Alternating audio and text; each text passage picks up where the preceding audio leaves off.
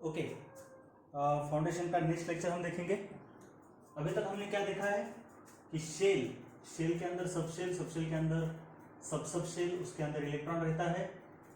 Shell को दिखाने के लिए हम प्रिंसिपल क्वांटम नंबर यूज करते हैं, सबशेल के लिए azimuthal quantum number, subshell के लिए मैग्नेटिक क्वांटम नंबर और इलेक्ट्रॉन के लिए स्पिन क्वांटम नंबर। ये principal quantum number 1 to infinity vary करता है, सबशेल का एजीम्यूथल 0 to इन्फिनिटी, सबशेल का magnetic quantum number -L to +L vary करता है, और इलेक्ट्रॉन का स्पिन क्वांटम नंबर अभी हमको देखना है। सो नेक्स्ट हम इलेक्ट्रॉन के बारे में देखेंगे, चौथा पॉइंट है हमारा, ये तो रिवीजन हो गया। तो इलेक्ट्रॉन के बारे में सबसे पहले इलेक्ट्रॉन के बारे में ये देखना है आपको कि एक जो ऑर्बिटल रहता है, ऐसा एक बॉक्स, इसको हम एक ऑर्बिटल कहते हैं, उसमें ज्यादा से ज्यादा 2 इलेक्ट्रॉन हो सकते हैं, ठीक है। So maximum 2 electrons in 1 orbital, ये आपको बात याद रखनी है। उसके बाद दूसरा पॉइंट आपको ये याद रखनी है कि जो इलेक्ट्रॉन रहते हैं वो ऑर्बिटल के अंदर ऐसे स्पिन करते हैं, घूमते रहते हैं। सो आपको यहां पे लिखना है इलेक्ट्रॉन स्पिन इन ऑर्बिटल। तो जब इलेक्ट्रॉन ऑर्बिटल के अंदर घूमते हैं तो इलेक्ट्रॉन 2 तरीके से घूम सकते हैं। एक, देखिए ऐसा इलेक्ट्रॉन है, एक तो इस तरीके से घूम सकता है, मतलब ऊपर से देखोगे तो एंटी क्लॉकवाइज, या फिर इसको ऊपर से देखोगे तो ये क्लॉकवाइज तरीके से घूम सकता है। So this is anti clockwise spin और ये क्लॉकवाइज स्पिन। तो स्पिन बोलते हैं इसको, स्पिन मतलब घूमना। तो इलेक्ट्रॉन 2 तरीके से घूम सकता है, इसीलिए किसी भी एक ऑर्बिटल में एक इलेक्ट्रॉन जो कि एंटी क्लॉकवाइज घूमता है, उसके लिए हम ऐसा डाउन एरो दिखाते हैं, और क्लॉकवाइज के लिए ऐसा अप एरो रहता है। तो एक इलेक्ट्रॉन ऐसा तो दूसरा ऐसा, इससे ज्यादा और एक इलेक्ट्रॉन एक ऑर्बिटल में नहीं। सो एक ऑर्बिटल में मैक्सिमम 2 इलेक्ट्रॉन्स, इससे ज्यादा इलेक्ट्रॉन्स नहीं हो सकते। एंटी क्लॉकवाइज स्पिन इस तरीके से दिखा से डाउन एरो से, ये अप एरो से, और इसको क्वांटम नंबर यूज किया जाता है -1/2, और इसके लिए 1/2 यूज किया जाता है क्वांटम नंबर, इसे बोलते हैं स्पिन क्वांटम नंबर। तो spin quantum number for anti clockwise spin is -1/2 and spin quantum number for clockwise spin is +1/2। यहां तक बातें आपको याद रखनी है, और यहां तक समझ में आ गया? बहुत ही सिंपल है, कोई प्रॉब्लम नहीं है इसमें, बहुत ही सिंपल, ठीक है। इसको आप लिख लो। तो अभी तक शेल, सबशेल, सबशेल, इलेक्ट्रॉन, इसके बारे में जो भी पढ़ा है, इसकी अभी समरी देखेंगे। समरी मतलब क्या है कि हमने जैसे देखा कि शेल के अंदर सबशेल रहती है, सबशेल के अंदर सबशेल रहती है, तो किस शेल के अंदर कितनी शेल सबशेल रहेगी, ये सब हमको देखना है यहाँ पर। तो देखिए, सबसे पहले तो आपको ये पता होना चाहिए कि शेल इन शेल के अंदर शेल, एक शेल के अंदर एक ही शेल रहेगी, एक डिस्ट्रिक्ट के अंदर एक ही डिस्ट्रिक्ट रहेगा, राइट? ये तो बात सही है ना। दूसरा, सबशेल इन यंथ शेल, सबशेल इन यंथ शेल, यन रहते, इसका मतलब समझ लिया आप। सबशेल इन फर्स्ट शेल, पहली शेल मतलब देखिए आपको पता होगा, इधर मैंने आपको बताया था, इधर मैं एक छोटी सी झलक दिखाता हूँ, के शेल, यल, यम, देखोगे तो इसके अंदर सिर्फ एक ही सबशेल थी, यस, इसके अंदर 2 थी, यस और पी, इसके अंदर 3, यस, पी, डी, यानी ये पहली शेल, ये दूसरी, ये तीसरी, तीसरी के अंदर 3, यंथ के अंदर यन सबशेल, ये उसका मीनिंग है। तो यंथ शेल के अंदर सबशेल कितनी रहती है? यन स्क्वायर। तो पहली के अंदर सबशेल रहेगी 1 स्क्वायर, यानी कि एक ही सबशेल। दूसरी के अंदर ऑर्बिटल्स कितने रहेंगे, इसका स्क्वायर मतलब 4। कैसे आ गए, एस के अंदर एक ऑर्बिटल रहता है और पी के अंदर 3 ऑर्बिटल रहते, तो 3 और 1 4। उसी तरीके से एस के अंदर एक ऑर्बिटल, पी के अंदर 3 और इसके अंदर 5 ऑर्बिटल रहते हैं, ये मैंने बताया ना। तो 3 और 1 4 और 5 9, तो ऑफकोर्स 3 का स्क्वायर 9। इस तरीके से ये फॉर्मूला आ गया।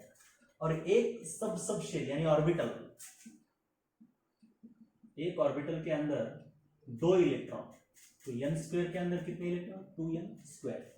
तो nth शेल में इलेक्ट्रॉन्स टोटल होते हैं 2n स्क्वायर। तो आपको ये जो फॉर्मूला हुआ था 9th 10th क्लास में, तो ये यहां से आया है, ठीक है। उसके बाद सब शेल के अंदर क्या क्या रहता है ये देखेंगे। सब शेल के अंदर शेल तो रहती नहीं, तो यहां पे कुछ नहीं आएगा। सब शेल के अंदर सब शेल एक ही रहेगी। यल्थ सब शेल के अंदर ऑर्बिटल यानी सब शेल कितनी रहती है, तो आपको पता है यस सब शेल के अंदर एक ऑर्बिटल, टी के अंदर 3 ऑर्बिटल, डी के अंदर 5। तो यल मतलब इसका एजिमुथल क्वांटम नंबर देखोगे तो इसका 0 है, इसका 1 है एजिमुथल क्वांटम नंबर, इसका 2 है। तो इसमें और इसमें क्या रिलेशन है, इन दो नंबर्स में, ये है नंबर यल और यहाँ पे है ऑर्बिटल की संख्या। तो इन दो नंबर्स में अगर आप रिलेशन देखोगे तो 2l + 1 रहेगा। और ऑर्बिटल की जितनी वैल्यू रहती है उसके ट्वाइस इलेक्ट्रॉन की रहती है। So number of electrons 2l + 1। बात सही है, ओके। इसके ट्वाइस। अब सब शेल के अंदर शेल तो रहती नहीं, सब शेल के अंदर सब शेल तो रहती नहीं, सब शेल के अंदर सब शेल एक ही रहेगी। सब एक in one subshell electrons कितने रहते हैं, 2 रहते हैं। चलो इसको भी आप लिख लो। उसके बाद बहुत इंपॉर्टेंट बात यह है, अलग अलग हमने क्वांटम नंबर देखे और उसकी रेंज देखी, राइट। क्वांटम नंबर कौन सा है, principal quantum number, azimuthal quantum number, magnetic और स्पिन। तो ये वेरी कहां से कहां तक करते हैं, इसकी रेंज है 1 to इंफिनिटी। चलो इसकी भी कितनी है, 0 to इंफिनिटी। सही बात है ना। मतलब एक्चुअली अगर देखा जाए तो अब देखिए यहां पे मैं बताता हूं जरा एग्जांपल लेके। शेल के यल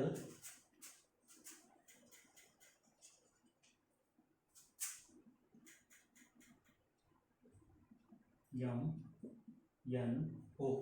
अगर शेल के अंदर सब शेल देखोगे आप, सब शेल, तो के अंदर बस एक ही सब शेल है यस। यल के अंदर 2 है, बात भूलिए नहीं, बहुत इंपॉर्टेंट है, यस है और पी है। यम के अंदर 3 है, यस पी डी।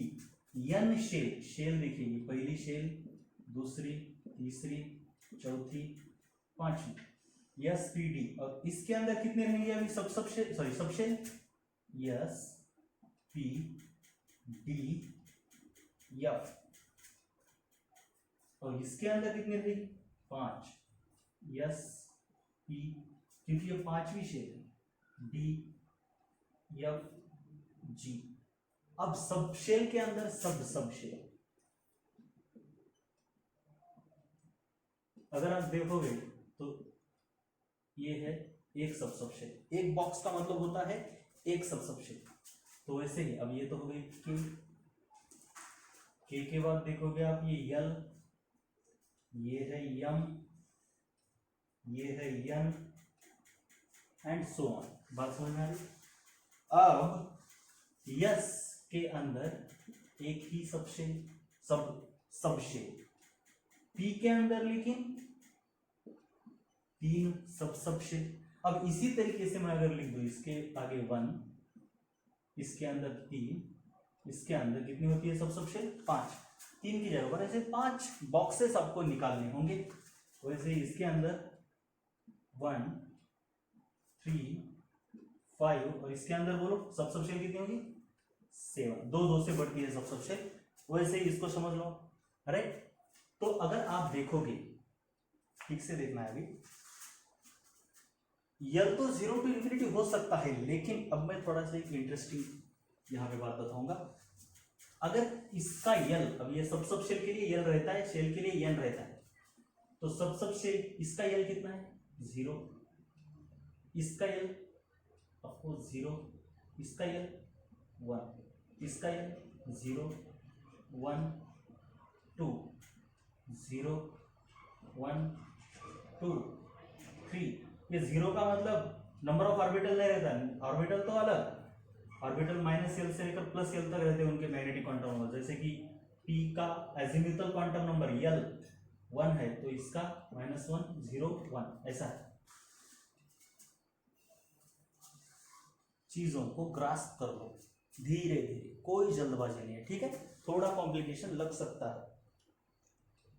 ओके, तो अब मुझे क्या बताना है, प्रिंसिपल क्वांटम नंबर और इस यल की वैल्यूज को ऑब्जर्व करो। इस शेल में एक ही यल है, इस शेल में 2 यल है, इस शेल में 3 यल की वैल्यू है अलग अलग, इस शेल में 1 2 3 4 4 यल की अलग अलग वैल्यूज है। तो सबसे बड़ी जो वैल्यू है यहां पे ये, यहां पे ये, यहां पे इसकी, तो इसको बोलते हैं यल मैक्स। ये जो सबसे बड़ी वैल्यू होती है इस शेल में, जितनी सबशेल है उन सबशेल में ऐसी सबशेल जिसकी यल वैल्यू सबसे ज्यादा है, इसे बोलते हैं यल मैक्स। तो इन दोनों में ये हो गई आपकी यल मैक्स, इन चारों में ये हो गई आपकी यल मैक्स। तो इस यल मैक्स का प्रिंसिपल क्वांटम नंबर से कुछ तो रिलेशन है। देखिए, प्रिंसिपल क्वांटम नंबर से 1 से कम है, ये 3 है तो यल मैक्स 2 है, ये 4 है तो यल मैक्स 3 है। मतलब 5वीं सेल में यल की वैल्यू ज्यादा से ज्यादा कितनी हो सकती है 4, उससे आगे हो सकती है क्या, नहीं। लेकिन 0 हो सकती है, 1 हो सकती है, 2 हो सकती है, लेकिन उससे आगे नहीं हो सकती। तो this is the relation between l max and principal quantum number. इसीलिए the value of l will vary from 0 to n-1। इससे ज्यादा यल की वैल्यू उस शेल के लिए पॉसिबल नहीं। अगर शेल की प्रिंसिपल क्वांटम नंबर इनफाइनाइट है तो ये इन्फिनिटी -1 हो जाएगी, जो कि इन्फिनिटी होता है कितनी भी बड़ी शेल हो, ठीक है। Magnetic quantum number, magnetic quantum number कहां से कहां वेरी करता है, -L to L। और स्पिन क्वांटम नंबर -1/2 एंड 1/2, ये 2 ही वैल्यू है, इसके अलावा इसको कोई वैल्यू अलग से वैल्यू नहीं है। तो ठीक है, ये जो हो गया ये बहुत इंपॉर्टेंट है, आपको ये पता होना चाहिए, राइट। तो इसके बेसिस पर आपको कुछ क्वेश्चंस पूछे जा सकते हैं, ये आपको आनी चाहिए। फॉर एग्जांपल, आप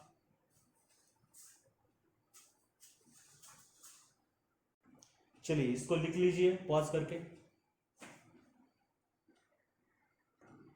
चलिए इसके बाद देखते हैं सेट ऑफ क्वांटम नंबर। देखिए बेसिकली क्या होता है, सेट ऑफ क्वांटम नंबर मतलब कुछ नहीं होता, इट इज सेट